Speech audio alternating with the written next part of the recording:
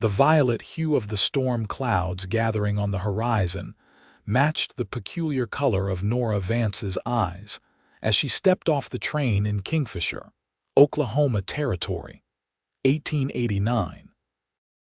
Those eyes, an almost supernatural shade of violet that seemed to shift between lavender and deep purple, depending on the light, had been both her curse and her mystery for all of her 22 years. She clutched her small valise tightly, the letter from Owen Keller tucked safely inside along with everything she owned in the world. The platform was nearly empty except for a station master who openly gawked at her unusual eyes before quickly averting his gaze. Nora had grown accustomed to such reactions. Back in Philadelphia, the whispers had followed her everywhere: witchcraft, possession, marks of the devil. After her parents' death from influenza left her destitute, becoming a mail-order bride had seemed the only viable option. When Owen Keller, a cattle rancher from Oklahoma Territory, had responded to her advertisement with kind words and no questions about her appearance, she had allowed herself a small measure of hope. The station master cleared his throat. "Miss, you waiting for someone?" "Yes," Nora replied softly, keeping her eyes downcast. "Mr. Owen Keller is meant to meet me." The man's expression changed instantly. "Keller, Owen Keller's ranch is 10 miles north of town. He's a good man, but—" The station master trailed off, looking uncomfortable. "But what, sir?" "Nothing, miss. Just that he keeps to himself mostly. Lost his wife and child to fever 5 years back." The man pointed to a bench. "You can wait there. He usually comes to town on Thursdays for supplies." Nora settled onto the bench, folding her hands in her lap. Her letter had clearly stated she would arrive today.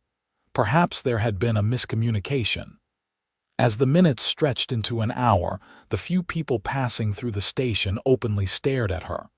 One woman hurried her children away, whispering furiously. A pair of men stopped their conversation to gawk openly. "Look at those eyes," one muttered, not bothering to lower his voice. "Unnatural, if you ask me. Poor Keller. First his wife and daughter, now this witch woman." Nora's cheeks burned with humiliation. She had hoped the frontier might be different from Philadelphia, but people's fear of the unfamiliar seemed universal. Another hour passed before a tall figure appeared at the far end of the platform. Even from a distance, Owen Keller cut an imposing silhouette, broad-shouldered, long-legged, with a weather-beaten Stetson pulled low over his face. He moved with the easy confidence of a man accustomed to hard work and wide open spaces. As he drew closer, Nora could make out a strong jaw darkened by stubble and sun-browned skin that spoke of years under the harsh prairie sun. Nora rose to her feet, smoothing down her plain gray traveling dress. "Mr. Keller," she ventured when he was within earshot. He stopped several feet away, and she braced herself for the usual reaction to her eyes. She had described them in her letters, of course, but words rarely prepared people for the reality. Owen Keller lifted his gaze to her face, and Nora saw his eyes widen slightly. But instead of revulsion or fear, something else flickered across his features: curiosity, perhaps, or wonder.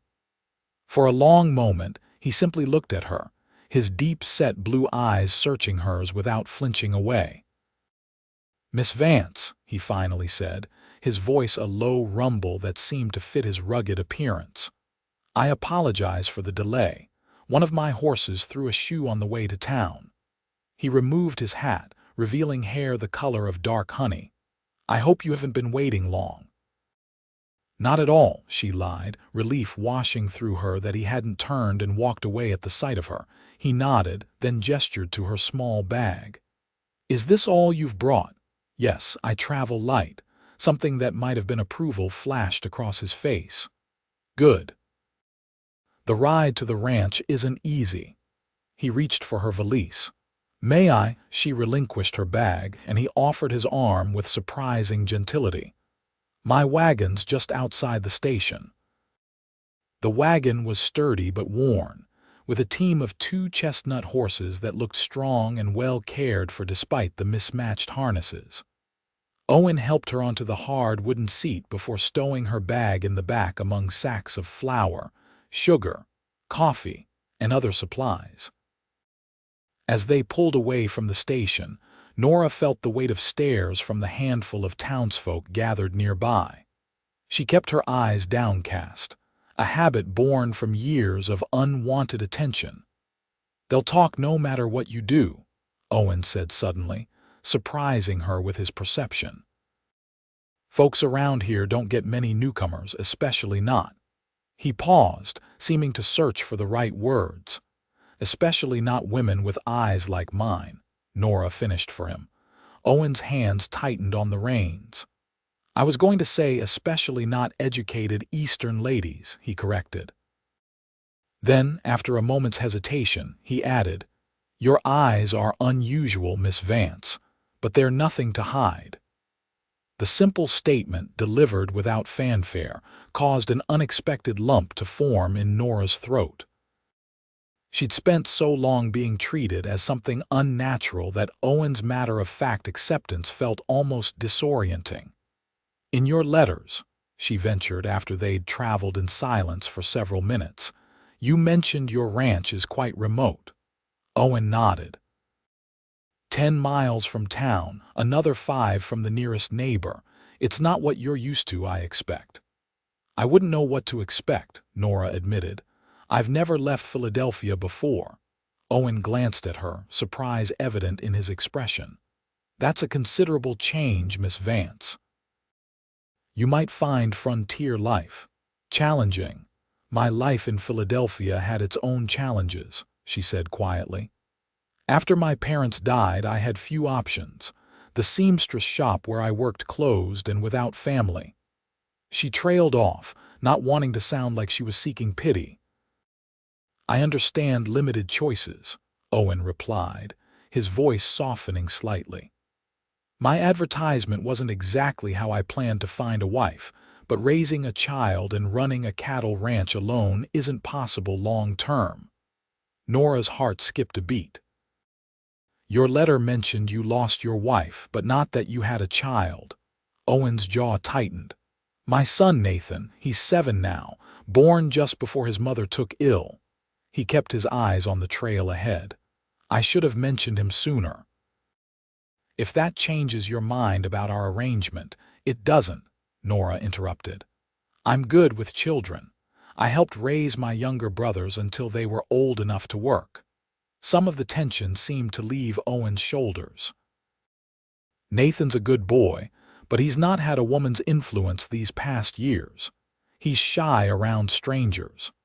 The wagon crested a small rise, and Nora gasped despite herself.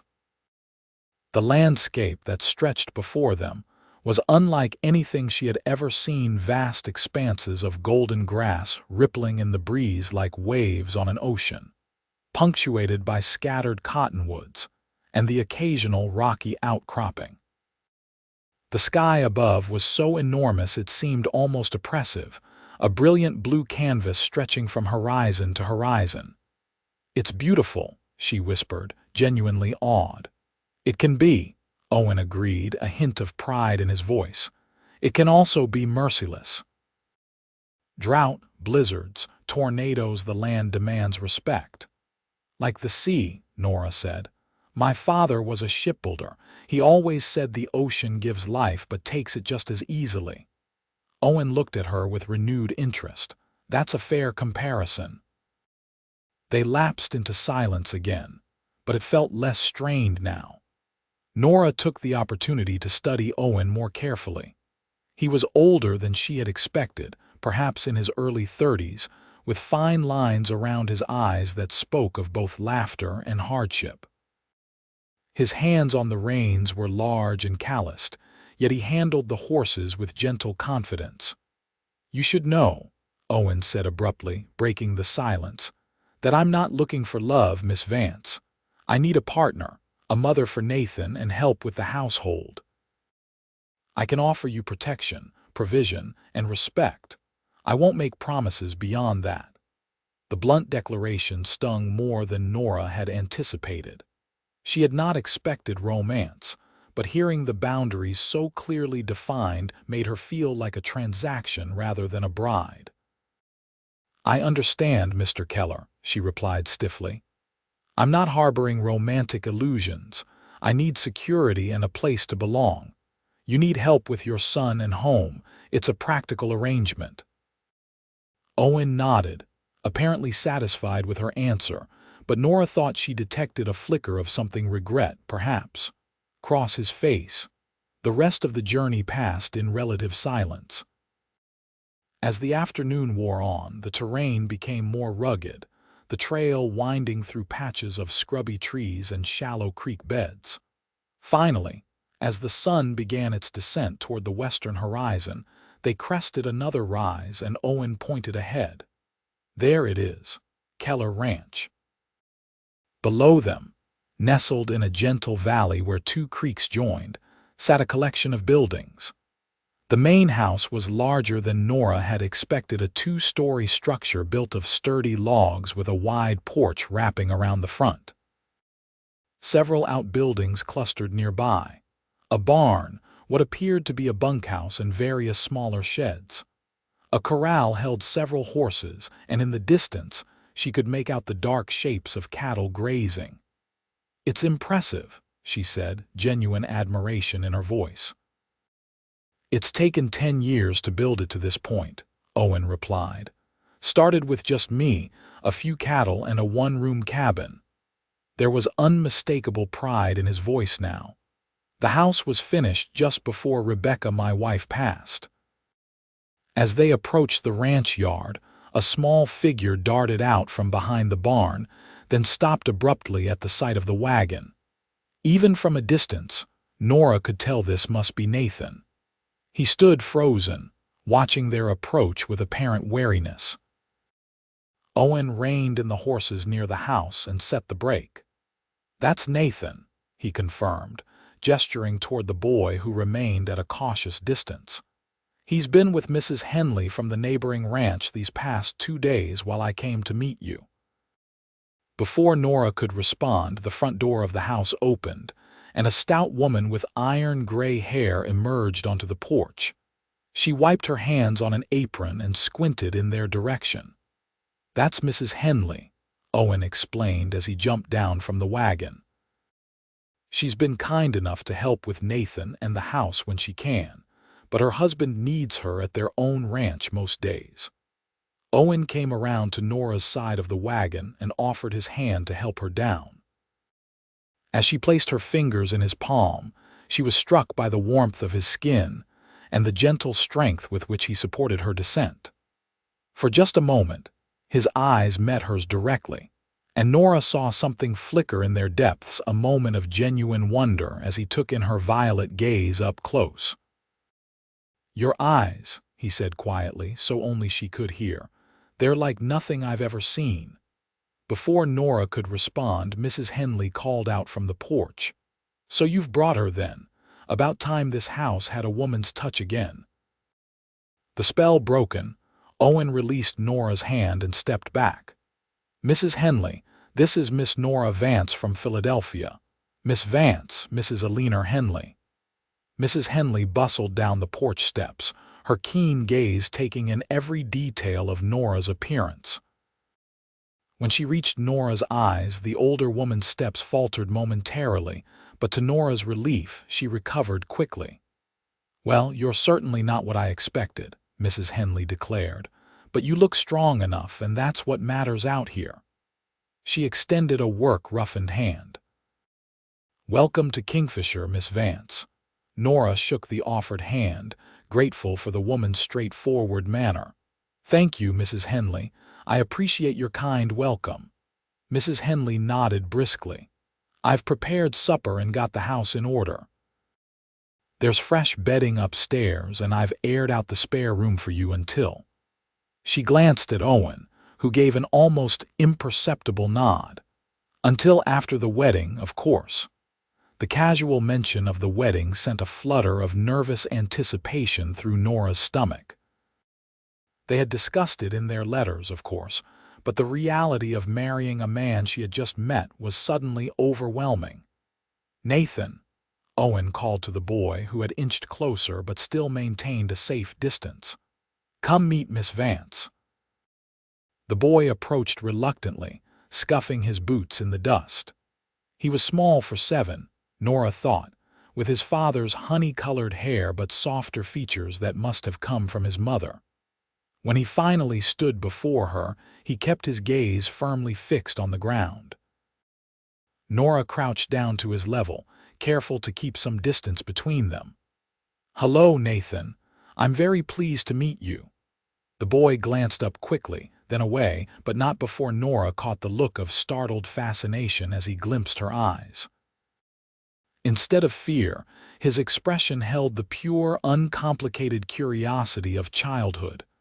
"Your eyes are purple," he stated matter-of-factly. "Nathan," Owen said, a warning note in his voice. "It's all right," Nora assured him, then turned back to the boy. "Yes, they are. I was born with them this color.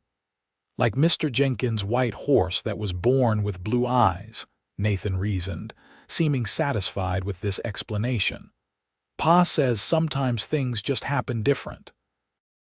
Nora smiled, feeling a surge of gratitude toward Owen for giving his son such a sensible perspective. "Your father is right. Sometimes things just happen different." Mrs. Henley clapped her hands. "Well, now that introductions are made, let's get inside before supper goes cold. Mr. Henley will be wondering where I've got to." Owen retrieved Nora's valise from the wagon. "I'll see to the horses after we get Miss Vance settled."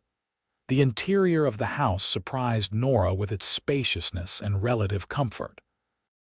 The main floor consisted of a large common area with a stone fireplace, a kitchen with a proper cookstove, and what appeared to be a small study. The furniture was simple but well-crafted: a long table with benches, several sturdy chairs arranged near the fireplace, and shelves built into the walls that held books, a surprising luxury on the frontier. "Owen built most of the furniture himself," Mrs. Henley commented, noticing Nora's appreciative glance. "He's got a talent for woodworking." Owen cleared his throat, seeming uncomfortable with the praise. "Nathan, show Miss Vance where she'll be staying, then wash up for supper." The boy nodded solemnly and headed for the stairs. Nora followed, taking in the craftsmanship of the house. The upper floor had 4 rooms, a large bedroom that clearly belonged to Owen, a smaller one that must be Nathan's judging by the small wooden toys visible through the open door, another bedroom that had been prepared for her, and a small space that appeared to serve as storage. "This is your room," Nathan said, stopping by the door of the prepared bedroom. "Mrs. Henley put flowers in there, but I told her you might be allergic, 'cause my ma was." The thoughtfulness of the comment touched Nora. "That was very considerate of you, Nathan, but I'm not allergic to flowers. In fact, I love them." The boy nodded seriously. "If you're going to be my new ma, I thought I should warn you about things." The simple statement caught Nora off guard. Yes, I suppose that's true." Nathan studied her for a moment. "Pa says you're from a city. Do you know how to ride a horse?" "No, I've never had the opportunity." "I could teach you," he offered, a hint of pride entering his voice. "Pa says I'm a good rider for my age." "I would like that very much," Nora replied, genuinely touched by the offer. "Thank you." A small smile tugged at the boy's lips before he remembered his manners. "I'll let you get settled now. Supper's soon." Left alone, Nora entered the bedroom and set her valise on the simple bed. The room was plain but clean, with a patchwork quilt covering the bed, a small chest of drawers, and a rocking chair by the window. Someone, Mrs. Henley, presumably had indeed placed a jar of wildflowers on the dresser. The gesture brought unexpected tears to Nora's eyes. She moved to the window and looked out at the vast landscape. The sun was setting now, painting the prairie in shades of gold and amber. In the distance, the cattle were dark silhouettes against the glowing horizon. It was beautiful in a wild, untamed way that Philadelphia, with its crowded streets and sooty air, had never been. A soft knock at the door interrupted her thoughts. "Miss Vance." It was Owen. "Supper's ready when you are. Thank you." "I'll be right down," she called back, quickly unpinning her hat and smoothing her travel-worn dress as best she could. Supper was a simple but hearty affair: venison stew, freshly baked bread, and preserved peaches for dessert. Mrs. Henley ate quickly, explaining that her husband would be waiting, and Owen walked her out to her wagon shortly after the meal ended. Left alone with Nathan, Nora felt a momentary awkwardness, but the boy seemed less shy now. "Pa says you know lots of stories 'cause you lived in a big city," he said, eyeing her hopefully. "I do know some stories," Nora confirmed. "Would you like to hear one?" Nathan nodded eagerly, and by the time Owen returned, Nora was deep into a tale about a ship captain her father had known who claimed to have seen a mermaid off the coast of Maine. Nathan listened with rapt attention, his eyes wide. Owen paused in the doorway, watching them. Something in his expression softened as he observed Nora's animated storytelling and his son's enthralled response. When Nora glanced up and caught him watching, he didn't look away. Instead, he held her gaze for a long moment, that same look of wonder briefly crossing his features before he schooled his expression. "Time for bed, Nathan," he said, breaking the spell. "You can hear more stories tomorrow." To Nora's surprise, Nathan didn't protest. He simply nodded and slid off his chair. "Good night, Pa. Good night, Miss Vance. I'll be up to tuck you in shortly," Owen told him. When the boy had gone upstairs, Owen turned to Nora. "You have a way with him. He doesn't usually warm up to strangers so quickly." "He's a wonderful child," Nora replied sincerely. "You've raised him well, especially under difficult circumstances." Owen's expression grew pensive. "I've done my best, but a boy needs a mother." He moved to the fireplace, adding another log to the flames. "About our arrangement, Miss Vance. The circuit preacher comes through Kingfisher every third Sunday. He'll be here in 4 days. Nora's heart quickened. "So soon?" "Unless you need more time," Owen said, studying her face. "I know this is all happening quickly." "No, that's fine," Nora assured him, though her pulse continued to race. 4 days will give us some time to become better acquainted." Owen nodded, then reached into his pocket and withdrew a small leather pouch. "I have something for you. It belonged to my mother." He handed the pouch to Nora, who opened it carefully to find a simple gold band inset with a small pearl. "If you'd prefer something else, it's beautiful," Nora interrupted honestly. "I would be honored to wear your mother's ring." A look of relief passed over Owen's features. "Good, that's good." He cleared his throat. "I should see to Nathan now. There's coffee if you'd like some, or tea in the tin on the shelf." After he had gone upstairs, Nora remained by the fire, turning the ring over in her palm. It was a tangible symbol of the life-altering step she was about to take, marrying a man she barely knew, becoming a mother to his child, adapting to a world as foreign to her as the moon. Yet despite the strangeness of it all, she felt an unexpected sense of rightness, a quiet certainty that she had made the correct choice in coming west. When Owen returned downstairs, he found Nora still seated by the fire, her unusual eyes reflecting the dancing flames in a way that made them appear to glow from within. He paused, struck anew by their extraordinary color. "Nathan's asleep," he said, drawing her attention. "He asked if you would tell him more stories tomorrow." Nora smiled. "I'd be happy to." Owen hesitated, then took a seat in the chair across from her. I should tell you more about the ranch and what to expect here. For the next hour, Owen explained the rhythm of life at Keller Ranch, the seasonal cycles of cattle raising, the daily chores, the isolation during winter months when snow could make the trail to town impassable for weeks. He spoke with quiet passion about the land he had tamed and the life he had built, occasionally revealing glimpses of the man beneath the stoic exterior. Nora listened attentively, asking questions that showed her intelligence and practical nature. She didn't flinch when he described the hardships, nor did she seem daunted by the prospect of the work ahead. "You're not what I expected," Owen admitted finally. "Because of my eyes?" Nora asked, a defensive note creeping into her voice. "No," Owen replied seriously. "Because you're stronger than your letters suggested. Most city women who come west as brides don't last a season." Nora's defensive posture softened. "I've never considered myself particularly strong, Mr. Keller. I've simply done what was necessary to survive." "Owen," he said, "if we're to be married in 4 days, you might as well use my given name." "Owen," she repeated, the name feeling intimate on her tongue. "And I'm Nora." A moment of silence stretched between them, not uncomfortable but charged with unspoken possibilities. Finally, Owen stood. "It's getting late, and you must be tired from your journey. I'll show you where everything is so you can prepare for bed." The next morning, Nora woke just before dawn, momentarily disoriented by the unfamiliar surroundings.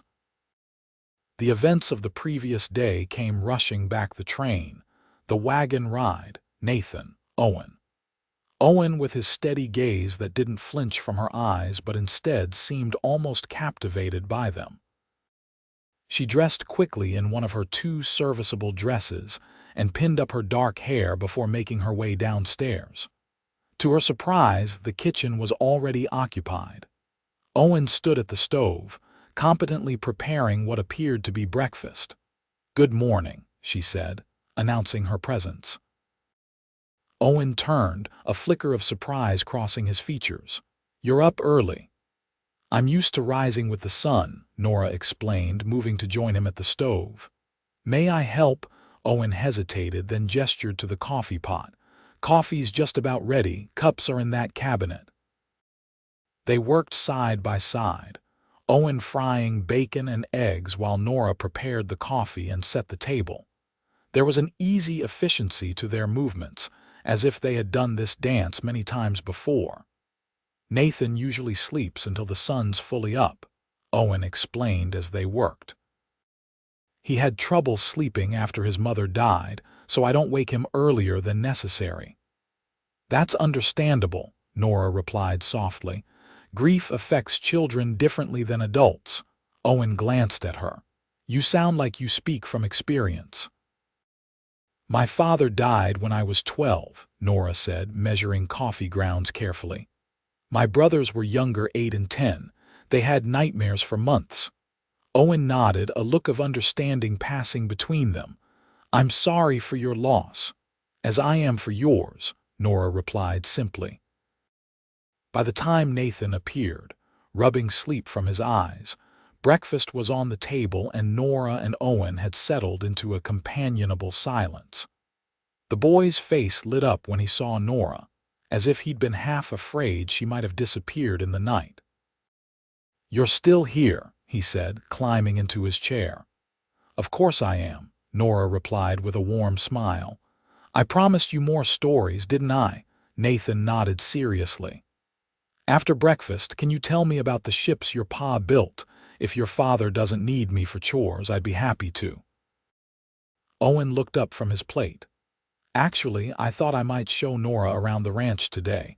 You could come along, show her your pony." Nathan's face brightened further.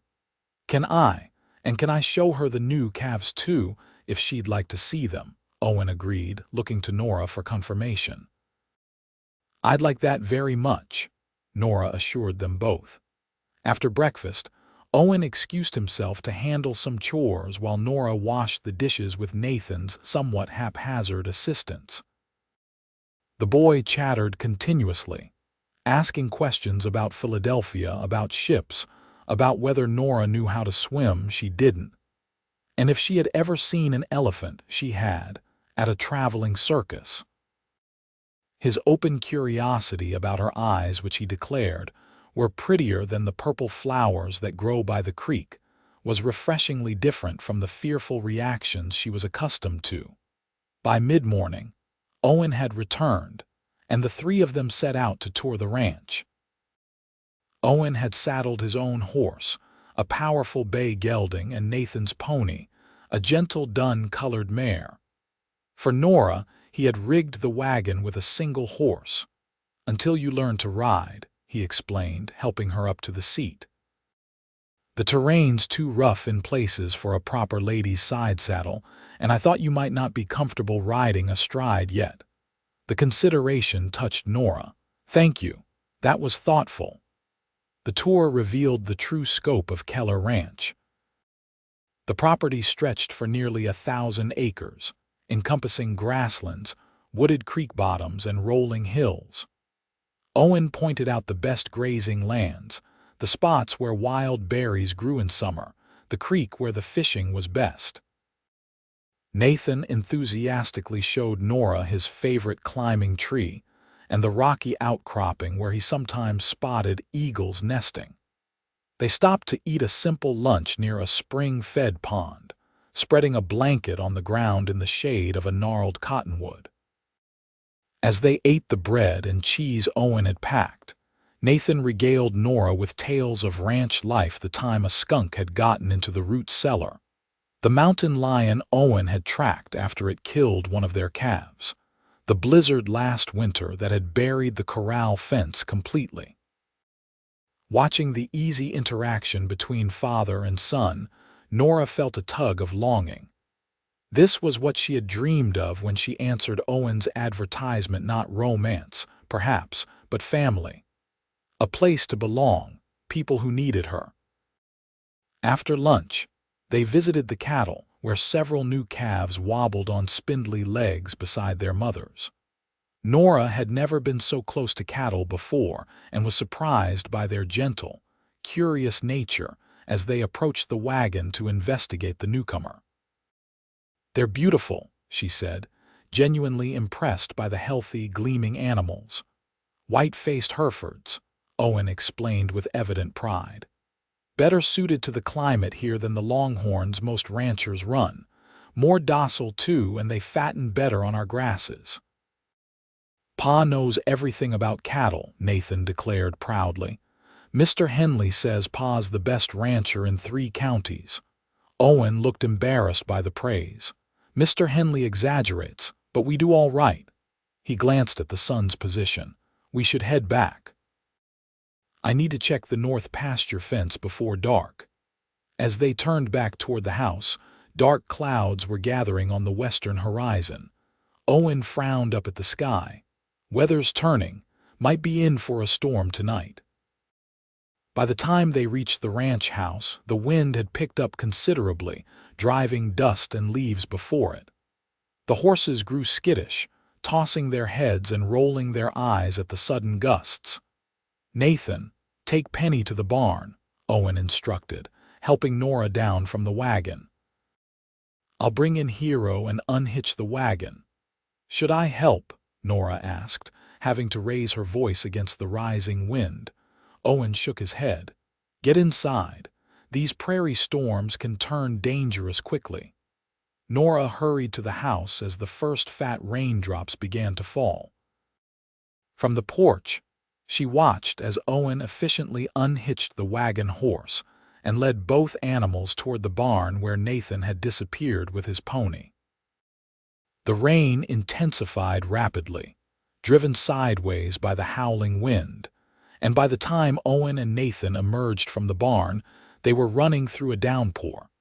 They burst through the front door, soaked to the skin and laughing despite it. Nathan's hair was plastered to his head, and Owen's shirt clung to his broad chest, outlining the muscled contours beneath. Nora quickly averted her eyes, feeling a flush rise to her cheeks. "That came on fast," Owen said, wiping rain from his face. "Nathan, go change into dry clothes before you catch a chill." The boy scampered upstairs, leaving small puddles in his wake. Owen ran a hand through his wet hair, sending droplets flying. "I should change too," he said, suddenly seeming aware of his sodden state. "Would you mind stoking the fire? Nights get cool after a rain like this." By the time Owen returned downstairs in dry clothes, Nora had built up the fire and put on a pot of coffee. Outside, the storm raged on, rain lashing the windows and thunder rumbling across the prairie. "Nathan settled with a book," Owen reported, accepting the cup of coffee Nora offered. "He loves storms, always has. Rebecca used to worry about him, but I told her it was good for a ranch boy to respect weather without fearing it." The casual mention of his late wife hung in the air between them. Nora wondered what kind of woman Rebecca Keller had been, what kind of mother, what kind of wife. Would Owen inevitably compare Nora to her? The thought brought an unexpected pang of insecurity. "She was different from you," Owen said suddenly, as if reading her thoughts. "Rebecca, I mean. She was born out here, knew ranch life inside and out. Quieter, more reserved." He paused, his eyes finding Nora's. "She had brown eyes. Ordinary, she always said, but I thought they were beautiful." Nora dropped her gaze to her coffee cup. "You must miss her very much." "I do," Owen admitted, "but not in the way you might think. We were young when we married, barely 18, both of us. It was a good match, practical. We grew fond of each other over time." He stared into the fire. "When she died, I grieved the loss of my friend and Nathan's mother more than—" He trailed off as if uncertain how to complete the thought. "More than a passionate love," Nora supplied softly. Owen's gaze snapped back to her, surprise evident in his expression. Then he nodded slowly. "Yes. We never had that. It wasn't something either of us expected from marriage." The honest confession created a strange intimacy between them. Nora found herself wanting to offer an equally honest response. "My parents' marriage was arranged by their families. They respected each other deeply, worked together well, but there was little romance between them. I grew up believing that was the normal course of a successful marriage." "And now?" Owen asked, his voice low. "What do you believe now?" Nora considered the question carefully. "I believe a marriage built on mutual respect and common purpose has a solid foundation. Anything more is a blessing not everyone receives." Owen studied her for a long moment, the firelight playing across his strong features. "A practical viewpoint." "I'm a practical woman, Mr. Keller Owen," Nora corrected herself. "I don't expect what I've never had." Something flickered in Owen's eyes, a shadow of regret perhaps, or something deeper that Nora couldn't identify. Before he could respond, a particularly loud crash of thunder shook the house, and Nathan's voice called down from upstairs. "Pa, come look. The lightning hit the old oak by the creek." Owen rose immediately. "Excuse me," he said, then headed upstairs to his son. Left alone by the fire, Nora contemplated their conversation. She had meant what she said about not expecting romance, yet something in Owen's gaze had stirred an unfamiliar yearning. It was foolish, she knew. Owen had made his intentions clear from the beginning. He needed a mother for his son and help with the household. Nothing more. She would do well to remember that and guard her heart accordingly. The next 3 days passed in a whirlwind of activity as Nora settled into life at Keller Ranch. Owen took her into Kingfisher the day after the storm to meet the preacher and finalize arrangements for their wedding. The small town was much as she remembered from her arrival, a dusty main street lined with false-fronted buildings, a general store, a saloon, a small church, and scattered businesses catering to the needs of the surrounding ranches and farms. The townsfolk stared openly at Nora's unusual eyes, and she heard the whispers that followed them as they made their way to the church. Some were merely curious, but others held the familiar notes of suspicion and fear that had plagued her throughout her life. "Don't mind them," Owen said quietly as they passed a group of women who abruptly ceased their conversation to gawk at Nora. "People fear what they don't understand." "I'm accustomed to it," Nora replied, keeping her chin up despite the discomfort of being the center of unwelcome attention. The preacher, a kindly older man named Reverend Wilson, showed no reaction to Nora's eyes beyond a momentary widening of his own.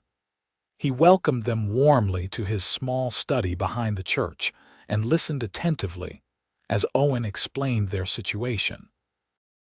"A mail-order marriage is not uncommon in these parts," the Reverend assured them. "The Lord brings people together in many ways." He asked them a few questions about their backgrounds and beliefs, then nodded approvingly. "I'll be pleased to perform the ceremony this Sunday after the regular service. The congregation would be delighted to witness your union, I'm sure." Nora tensed at the thought of standing before a crowd of strangers who already regarded her with suspicion, but before she could voice her concern, Owen spoke up. "With respect, Reverend, we'd prefer a private ceremony. Miss Vance is not accustomed to being the center of attention, and given the curiosity her appearance sometimes generates, we'd be more comfortable with just ourselves and perhaps the Henleys as witnesses." The Reverend looked momentarily disappointed but nodded his understanding. "Of course, Mr. Keller. After the congregation departs then, say 2 o'clock. With the wedding arrangements settled, Owen took Nora to the general store to purchase a few items she might need for her new life on the ranch. The storekeeper, a thin man with spectacles perched on his nose, stared openly at Nora's eyes before Owen cleared his throat pointedly. "Mr. Turner, this is Miss Vance, my fiancée. We'll be needing some fabric for household linens, thread, and whatever other notions the lady might require." Mr. Turner recovered his manners with visible effort. "Of course, Mr. Keller. Congratulations on your engagement." He turned to Nora with a strained smile. "Miss Vance, please feel free to browse our dry goods section. We received a shipment from Kansas City just last week." While Nora examined the available fabrics, she overheard Mr. Turner speaking in low tones to Owen near the counter. "Unusual eyes she's got there, Keller. Some folks might wonder. Some folks would do well to mind their own business, Turner," Owen interrupted, his voice carrying just enough edge to silence the storekeeper. When they left the store an hour later, Nora's purchases wrapped in brown paper, Owen seemed unusually tense. He helped her into the wagon and climbed up beside her, but instead of immediately taking up the reins, he turned to face her. "I apologize for Turner and the others," he said. "Small towns breed small minds sometimes." "You don't need to apologize for them," Nora replied. "You've been nothing but kind regarding my condition." Owen's brow furrowed. "Your eyes are not a condition, Nora. They're a feature like hair color or height." He hesitated, then added more quietly, "A remarkable feature." The simple statement, delivered with such conviction, caused an unexpected warmth to bloom in Nora's chest. "Thank you," she said softly. "Not many share that view." Owen held her gaze for a long moment, that same look of wonder briefly crossing his face. Then he seemed to remember himself and turned his attention to the horses. "We should get back. Nathan will be wondering where we are." The drive back to the ranch passed mostly in comfortable silence, though Nora was acutely aware of Owen beside her, his strong profile outlined against the vast Oklahoma sky. Something had shifted between them since their conversation by the fire, a new awareness, a tentative opening of possibilities neither had initially considered. The next 2 days were filled with preparations for the wedding and Nora's continued adjustment to ranch life. Mrs. Henley visited to help Nora alter one of her dresses for the ceremony, bringing along a wreath of wildflowers for Nora's hair, since every bride should have something special. During these preparations, Nora spent considerable time with Nathan, who had completely abandoned his initial shyness. He followed her around eagerly, helping with chores and peppering her with questions about city life. In the evenings, he insisted on more stories, curling up beside her on the bench by the fire while Owen watched from his chair, a softness in his expression that made Nora's heart beat faster whenever she caught him looking at her that way. On the evening before the wedding, after Nathan had gone to bed, Owen approached Nora as she sat mending one of the boys' shirts by the fire. "I have something for you," he said, sitting beside her on the bench. From his pocket, he withdrew a small package wrapped in cloth. Nora set aside her mending and accepted the package, unwrapping it carefully to reveal a delicate silver chain supporting a small pendant, a perfectly shaped violet wildflower preserved in clear resin. "Owen, it's beautiful," she breathed, touching the pendant gently. "Mrs. Henley told me there's a tradition of a groom giving his bride something on the night before their wedding," Owen explained, a hint of color rising in his cheeks. "I found the flower near where we had our picnic lunch. The color, it reminded me of your eyes." Nora looked up at him, deeply touched by the thoughtful gift. "Thank you, I'll treasure it." "May I?" Owen asked, gesturing to the necklace. When Nora nodded, he carefully took it from her hands and moved behind her. Nora lifted her hair as Owen reached around to place the chain against her throat. His fingers were surprisingly gentle as they worked the clasp, and she could feel the warmth of his breath against the nape of her neck. The moment felt charged with unspoken possibilities. When the necklace was secure, Owen's hands lingered briefly on her shoulders before he moved back around to face her. His eyes dropped to the pendant resting just above the modest neckline of her dress, then rose to meet her gaze. "It suits you," he said softly. "Thank you," Nora replied, equally soft, aware of his proximity and the unusual intimacy of the moment. For a breathless second, it seemed Owen might lean closer, but instead he straightened and cleared his throat. "We should both get some rest. Tomorrow will be a significant day." Nora nodded, trying to ignore the faint disappointment that fluttered in her chest. "Of course. Good night, Owen." "Good night, Nora," he replied, his voice carrying a warmth that followed her up the stairs to her room. Sunday dawned clear and bright, with a gentle breeze that set the prairie grasses dancing. Mrs. Henley arrived early to help Nora prepare, shooing Owen and Nathan out of the house with instructions to make themselves scarce until it was time to leave for town. "A groom shouldn't see his bride on the wedding day until she's ready," the older woman declared firmly. Under Mrs. Henley's skilled hands, Nora's dark hair was arranged in a simple but elegant style, with the wildflower wreath placed carefully on her head. The dress they had altered, a dove-gray silk that had been Nora's best garment from Philadelphia, now fit perfectly, the modest neckline accentuated by Owen's wildflower pendant. "You look lovely, dear," Mrs. Henley said when they were finished, an unexpected sheen of moisture in her eyes. "And those eyes of yours, they're quite striking with that gray dress, like twilight against a stormy sky." Nora blinked back tears at the kind words. "Thank you, Mrs. Henley, for everything." The older woman patted her hand. "Eleanor, please, we're to be neighbors after all." She checked the clock on the mantel. "The men should be ready now. Shall we call them in?" Owen and Nathan had dressed in their Sunday best, clean shirts, pressed trousers, and polished boots. When Nora descended the stairs, both Keller males stared at her with identical expressions of awe. "You look like a princess," Nathan declared frankly. "Does this mean I call you Ma now?" "Nathan," Owen admonished gently, though his eyes never left Nora's face. "It's all right," Nora assured him, reaching the bottom of the stairs. "After today, Nathan, you can call me whatever makes you comfortable." Owen stepped forward then, his expression unreadable but intense. "You look beautiful," he said simply, offering his arm. The ride to town passed in a blur of nervous anticipation.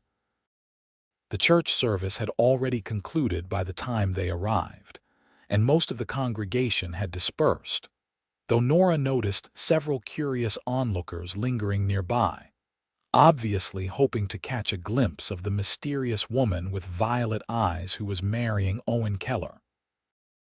Reverend Wilson welcomed them warmly into the small wooden church. Mr. and Mrs. Henley took their places as witnesses, while Nathan stood proudly beside his father at the altar. Nora felt oddly calm as she walked down the short aisle on Mr. Henley's arm, the older man having offered to stand in for her father. The ceremony itself was brief but meaningful. Reverend Wilson spoke eloquently about the sacred bonds of matrimony, the commitment to face life's joys and sorrows together, the responsibility of raising a child in a godly home. When it came time for the vows, Nora was surprised by the emotion that welled up within her as she promised to love, honor, and cherish Owen Keller until death parted them. Owen's voice was steady as he repeated the same vows, his gaze never leaving hers. When he slipped his mother's ring onto her finger, his hand trembled slightly, the only outward sign that he was affected by the moment. "By the authority vested in me, I now pronounce you husband and wife," Reverend Wilson declared. "Mr. Keller, you may kiss your bride." Nora felt a flutter of nervous anticipation. They had never discussed this part of the ceremony, and she wasn't sure what to expect. Owen hesitated just a moment, then stepped closer, one hand gently cupping her cheek. His eyes searched hers briefly before he leaned in and pressed his lips to hers in a kiss that was tender, respectful, and over almost before it began. Yet in that brief moment, Nora felt something ignite between them, a spark of possibility that left her slightly breathless as Owen drew back. His eyes had darkened, and she wondered if he had felt it too. The rest of the afternoon passed in a pleasant haze. The Henleys had arranged a small celebration at their ranch, where several neighboring families gathered to welcome Nora to the community. To her surprise and relief, most of the guests were polite and welcoming, their initial curiosity about her unusual eyes giving way to genuine interest in the new Mrs. Keller. By the time they returned to what was now truly her home, the sun was setting over the prairie. Nathan, exhausted from the excitement of the day, fell asleep in the wagon and had to be carried to his bed.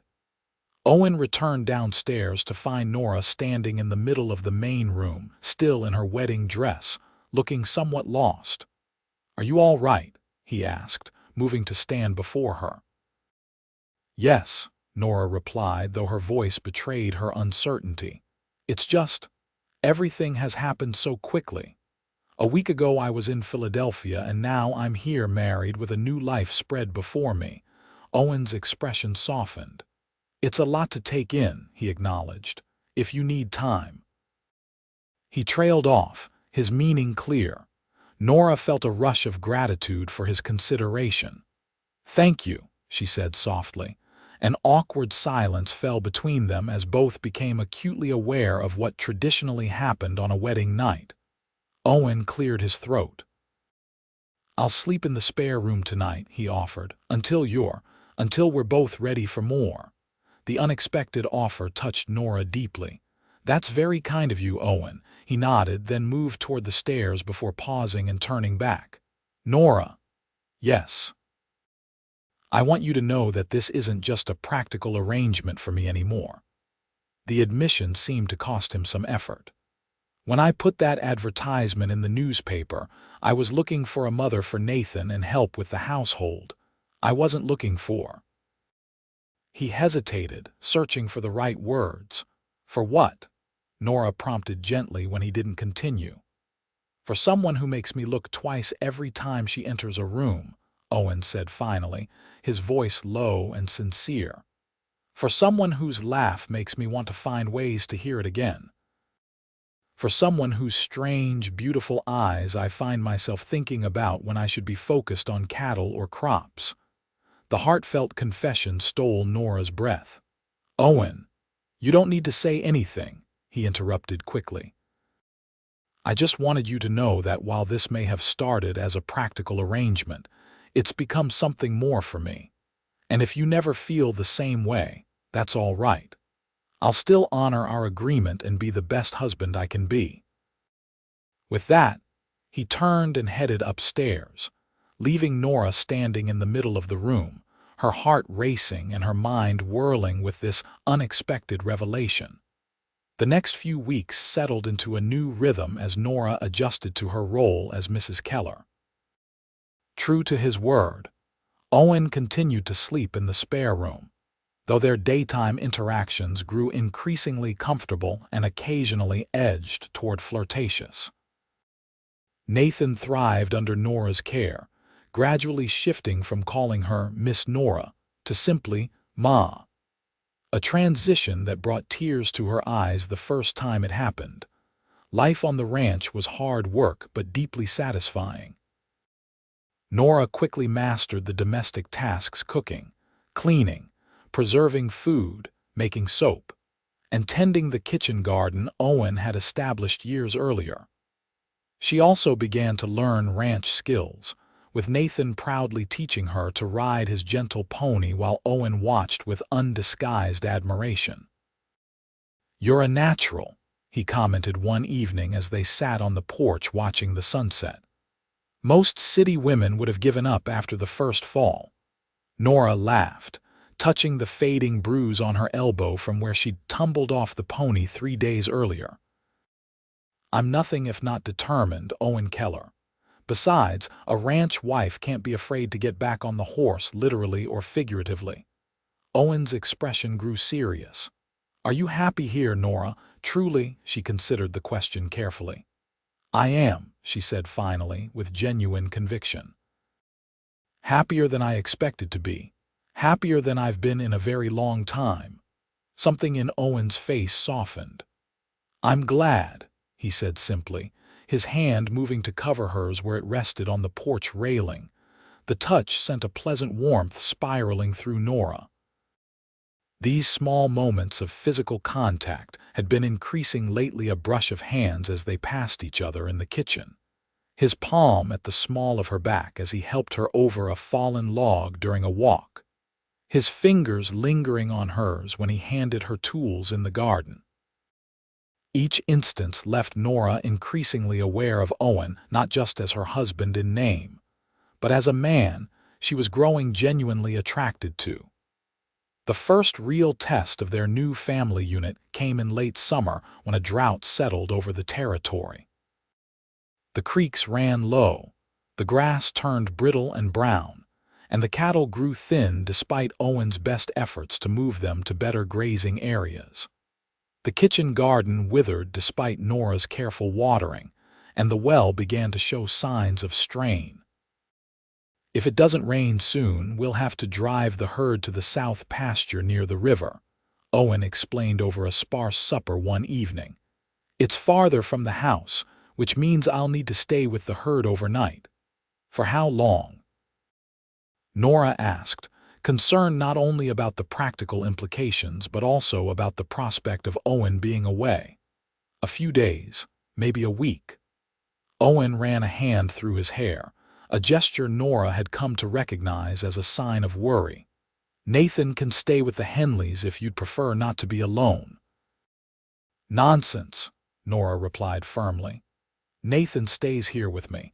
I'm perfectly capable of handling things for a week." She reached across the table and laid her hand over his. "We'll be fine, Owen." The look of gratitude and admiration he gave her made Nora's heart skip a beat. "I never doubted it," he said softly. Owen left at dawn 2 days later, taking 2 ranch hands with him to help move the cattle. Nathan was unusually quiet as they watched the three riders disappear over the ridge, heading south with the dust raising herd behind them. "Pa's never been gone since Ma died," the boy said finally, his small hand slipping into Nora's. "Not overnight." Nora squeezed his hand reassuringly. "He'll be back before you know it, and in the meantime you and I will manage just fine." The first day passed uneventfully, with Nora and Nathan completing their chores and finding small ways to distract themselves from Owen's absence. The second day brought a distant rumble of thunder that raised hopes of rain, but the clouds passed by without releasing their precious moisture. On the third night, Nora was awakened by a crash from downstairs. She sat bolt upright in bed, listening intently. Another sound, the unmistakable creak of a floorboard under a heavy step. Someone was in the house. Heart pounding, Nora slipped out of bed and grabbed the small revolver Owen had insisted she keep in her bedside drawer. She had never fired a gun before, but Owen had shown her the basics, just in case, he had said. Moving silently to Nathan's room, she found the boy still sleeping peacefully. Carefully closing his door, Nora crept to the top of the stairs and listened again. The sounds had stopped, but she could feel a presence below, the subtle disturbance in the air that indicated she and Nathan were not alone. Taking a deep breath, Nora called out in the steadiest voice she could muster, "Whoever's down there, be warned. I'm armed and I know how to use this gun." The slight tremor in her voice belied her confidence, but she hoped it wasn't noticeable to the intruder. Silence greeted her declaration, then a man's rough voice replied, "Now, that's not very hospitable, Mrs. Keller, and here I rode all this way to check on you and the boy." Relief washed through Nora as she recognized the voice of Mr. Henley. "Mr. Henley, what on earth are you doing sneaking into our house in the middle of the night?" "Not sneaking, madam, knocking. But when you didn't answer, I got worried. Door was unlocked, so I let myself in." There was a pause, then the glow of a lamp illuminated the lower floor. "Mind if I come up so we're not shouting at each other?" "Of course," Nora replied, lowering the gun but not putting it aside completely. "Let me get my wrap." By the time Mr. Henley had climbed the stairs, Nora had donned a robe over her nightgown and was waiting in the hallway, the revolver now tucked into her pocket. "Sorry to startle you, Mrs. Keller," the older man said, his weathered face creased with concern. "Owen asked me to ride by and check on you folks while he's away. Said he'd feel better knowing someone was keeping an eye out." "That was thoughtful of both of you," Nora acknowledged, though perhaps a daylight visit might have been less alarming. Mr. Henley had the grace to look embarrassed. "Would have, but I've been out since dawn trying to find 2 strays. Just heading home now and thought I'd swing by. Everything all right here?" "We're managing just fine," Nora assured him. "Have you had any word from Owen? That's part of why I came." "Ran into Pete Miller, one of your husband's hands, riding back for supplies. Said they got the herd settled by the river, but Owen's planning to stay a few more days. The grazing's better there, but they've had some trouble with wolves." Nora's heart constricted with worry. "Wolves? Is Owen in danger?" "Nothing he can't handle," Mr. Henley assured her quickly. "Just means he needs to stay with the herd at night. Pete said to tell you they're all fine, just tired and dirty." He hesitated, then added, "Owen also said to tell you he misses you and the boy." The simple message sent a wave of warmth through Nora despite her concern. "Thank you for letting us know. Would you like some coffee before you head home? It seems the least I can offer after you came all this way." Mr. Henley accepted the offer, and they moved downstairs to the kitchen, where Nora stoked the banked fire and set water to boil. As they waited for the coffee, the older man studied her with kindly curiosity.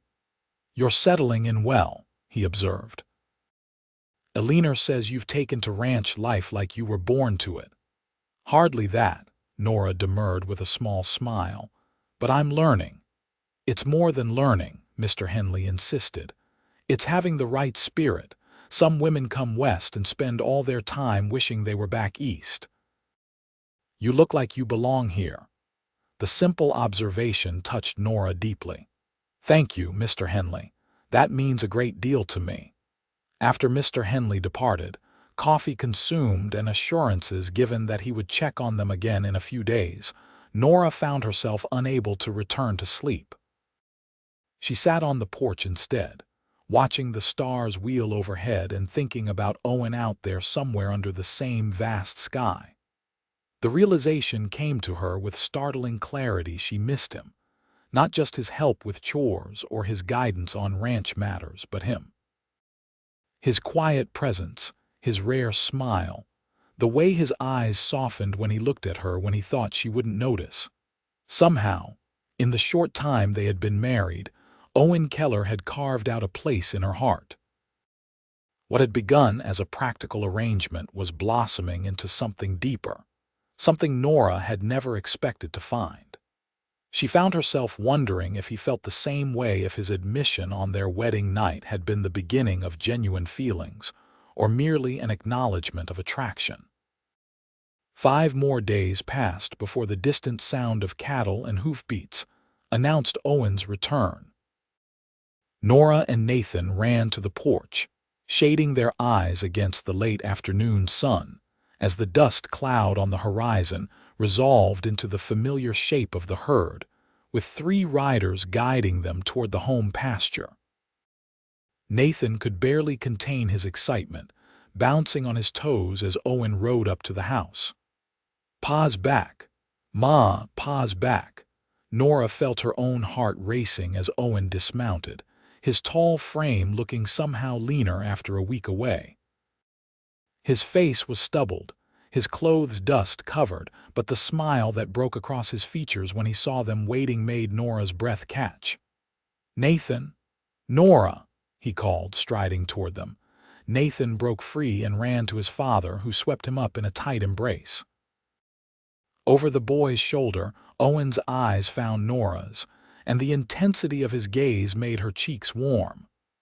"Welcome home," she said simply when he reached the porch, Nathan still clinging to him. "It's good to be back," Owen replied, his voice rough with emotion or perhaps just trail dust. That evening, after Nathan had finally been persuaded to go to bed, despite his determination to stay up all night telling his father about everything that had happened in his absence, Owen and Nora sat on the porch, enjoying the cooler night air and the first real privacy they'd had since his return. "Mr. Henley said there was trouble with wolves," Nora ventured, her hands busy with mending but her attention fully on Owen. He nodded, stretching his long legs out before him. "Lost 2 calves before we could drive them off." Nothing serious, but it meant someone had to stay awake with the herd each night. He glanced at her. "Henley came by then?" "Yes, though his arrival was rather more dramatic than necessary," Nora replied, relating the middle-of-the-night encounter that now seemed more humorous than frightening. Owen's expression darkened. "He scared you. I should have been more specific when I asked him to check on you." "It all worked out fine," Nora assured him, "and I discovered I'm braver than I thought. I actually confronted him with your revolver, though I doubt I could have hit the broad side of the barn if I'd needed to shoot." The corner of Owen's mouth lifted in a half-smile. "We'll have to work on your aim, then. Every ranch wife should know how to shoot straight." "Is that what I am now?" "A ranch wife?" Nora asked, only half teasing. Owen's expression grew serious. "You're much more than that, Nora. You're the woman who's made this house a home again. You're the mother Nathan has needed for so long." He paused, then added more softly, "You're the first thing I thought about when I woke up each morning by that river, and the last thing I thought about before I slept." The simple confession sent a flutter through Nora's chest. "I missed you too," she admitted, setting aside her mending to meet his gaze directly. More than I expected to. Owen reached across the space between their chairs and took her hand in his. I've been thinking a lot this past week. About us. About how this marriage started as one thing and is becoming something else entirely. Nora's heart quickened.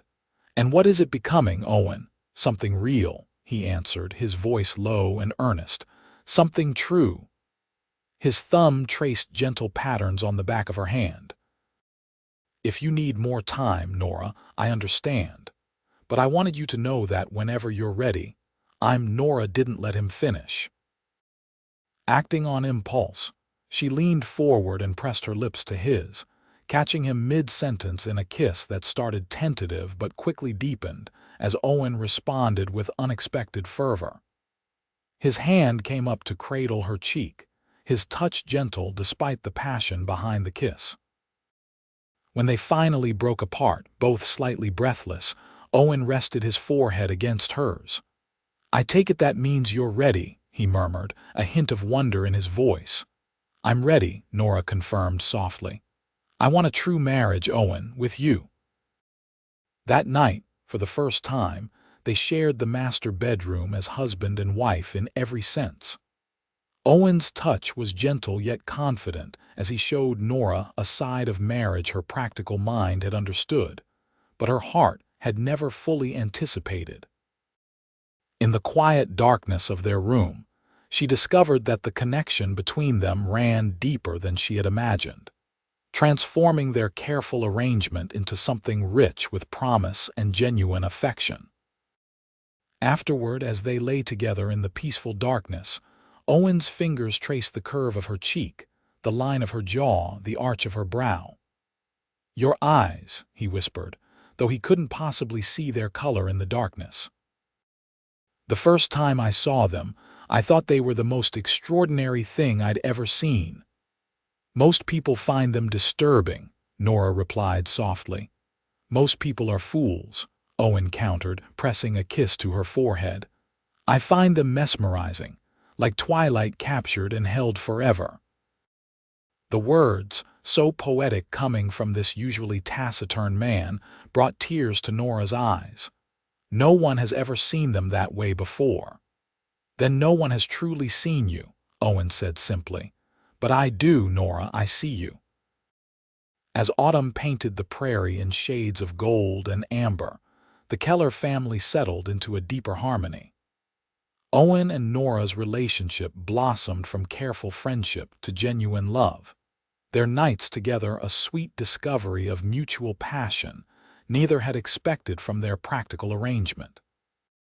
Nathan thrived under Nora's gentle guidance, his initial acceptance evolving into deep affection as she became, in every meaningful way, his mother. Word of their happiness spread through the small community, and gradually, the suspicious whispers about Nora's unusual eyes gave way to genuine acceptance. The very feature that had once made her an object of fear became, in time, simply the distinctive characteristic of Owen Keller's wife, the one with the pretty purple eyes. Winter brought heavy snows that isolated the ranch for days at a time, but the Keller household remained warm and content. The long evenings were filled with stories by the fire, with Owen sometimes contributing tales of his own boyhood in Missouri, or his early days as a rancher in Oklahoma Territory. Nathan learned to play checkers and delighted in teaching Nora, whose strategic mind soon made her a formidable opponent even for Owen. It was during one of these snow-bound evenings, with the wind howling outside and the fire crackling merrily in the hearth, that Nora realized she needed to tell Owen something important. She waited until Nathan had been tucked into bed, his nighttime prayers said, and his good-night kisses distributed to both parents. When Owen returned downstairs, he found Nora standing by the fire, a contemplative expression on her face. Is everything all right? He asked, moving to join her. Yes, she assured him with a small smile. Better than all right, actually. She took his hands in hers, drawing a deep breath. "Owen, I'm with child." For a moment, he simply stared at her, stunned. Then a smile of such profound joy spread across his face that Nora felt tears spring to her eyes. "Are you certain?" he asked, his voice hushed with wonder. "As certain as I can be," she confirmed. "The baby should arrive in late summer." Owen drew her into a gentle embrace, his cheek resting against her hair. "A baby," he murmured, his voice thick with emotion. "Our baby." The simple pronouncement "our baby" filled Nora with a happiness so complete it nearly overwhelmed her. This child would be born into love, into a family already strong and united. This child would never know the whispers and fear that had shadowed Nora's own childhood. "What if the baby has my eyes?" she whispered, giving voice to the one worry that had crept into her joy. Owen drew back slightly to look at her, his expression serious. "Then our child will have the most beautiful eyes in Oklahoma territory," he said firmly. "And anyone who says differently will answer to me." The fierce protectiveness in his voice banished Nora's concerns. This child, regardless of appearance, would be cherished and defended. As spring returned to the prairie, bringing new calves to the herd and fresh growth to the kitchen garden, Nora's body changed with the season. Her slender frame softened and rounded, the new life within her making itself increasingly evident. Owen watched these changes with undisguised wonder, his hand often finding its way to the gentle curve of her belly as they sat together in the evenings. Nathan approached the prospect of a sibling with a mixture of excitement and solemn responsibility. "I'll teach the baby everything," he declared one evening as the family sat on the porch watching the sunset. "How to ride, how to fish, how to track rabbit prints in the snow." "And what if the baby is a girl?" Owen asked, his arm around Nora's shoulders. Nathan considered this possibility with furrowed brow. "Girls can learn those things too," he decided finally. "Ma knows how to ride and she's a girl." Nora laughed, reaching out to ruffle the boy's hair affectionately. "That's very progressive of you, Nathan." As summer's heat settled over the prairie, Nora's time drew near. Owen arranged for Mrs. Henley to stay at the ranch during the final weeks, and Dr. Wilson from Kingfisher promised to come as soon as they sent word. The nursery, formerly the small storage room, had been transformed by Owen's skilled hands into a cozy space adjoining their bedroom, complete with a cradle he had crafted from cottonwood during the winter months. The baby arrived on a sweltering August afternoon, after a labor that tested even Nora's considerable strength. With Mrs. Henley's experienced assistance and Dr. Wilson's eventual guidance, Nora brought their daughter into the world, a robust girl with a shock of dark hair and a cry that announced her presence with unmistakable determination.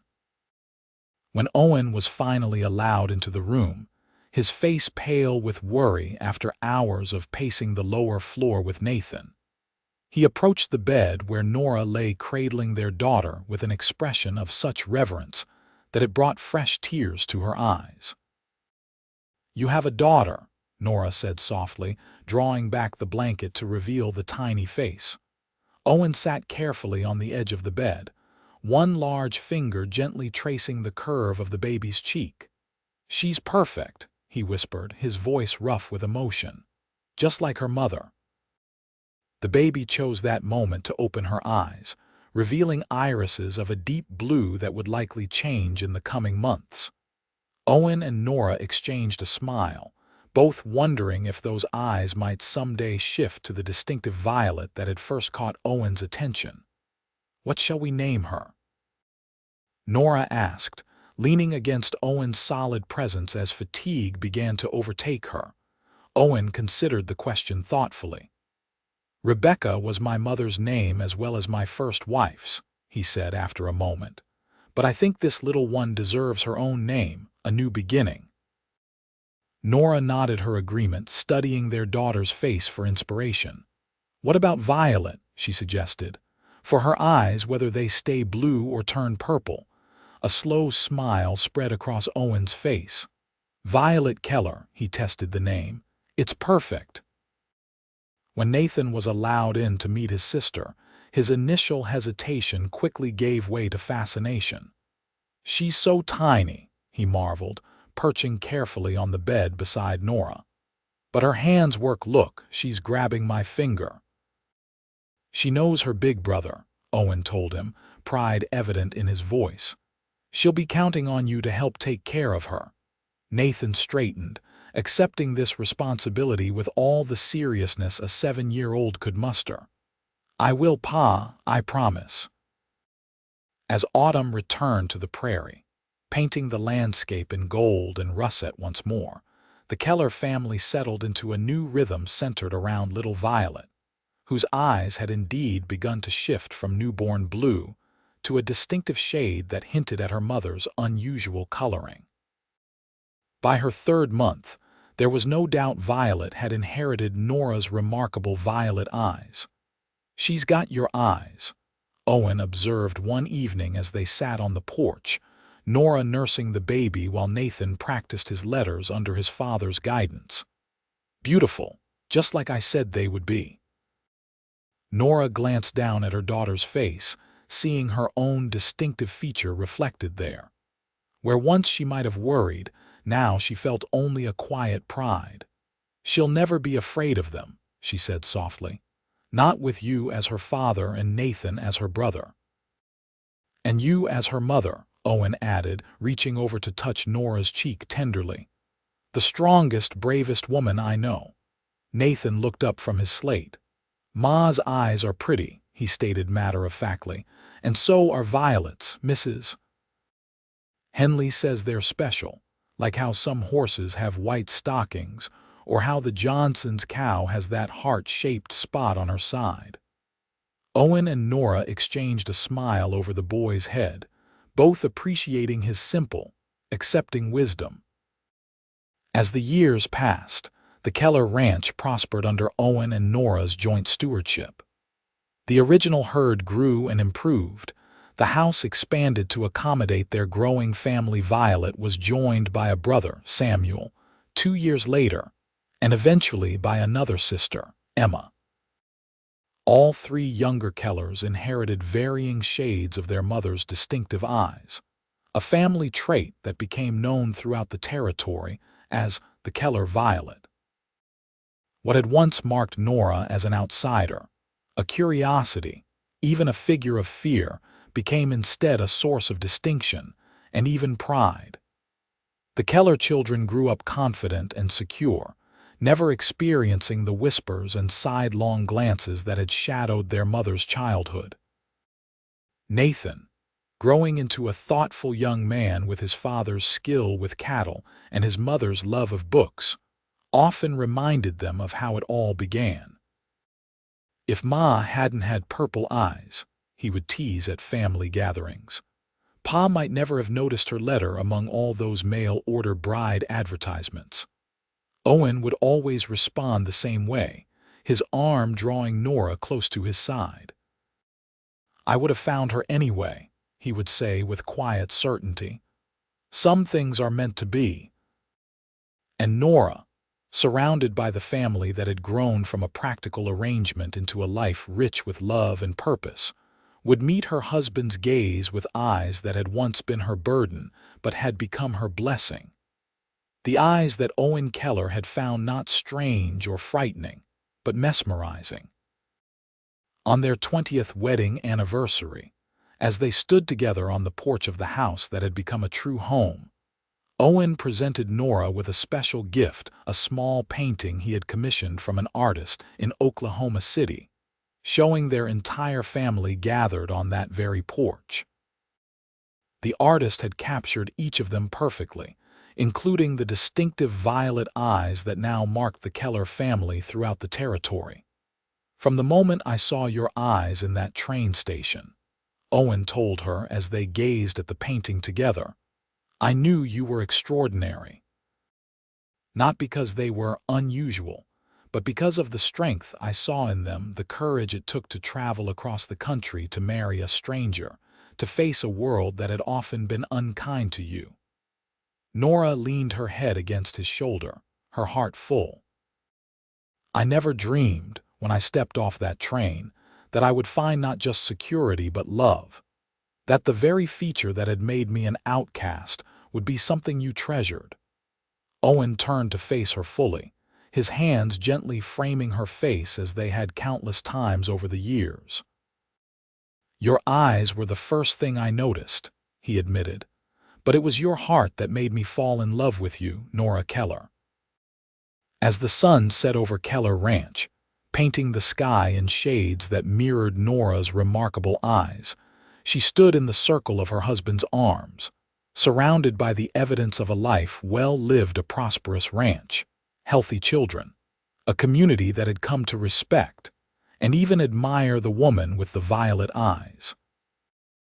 What had begun as a practical arrangement between strangers had blossomed into a love story as vast and enduring as the Oklahoma prairie itself.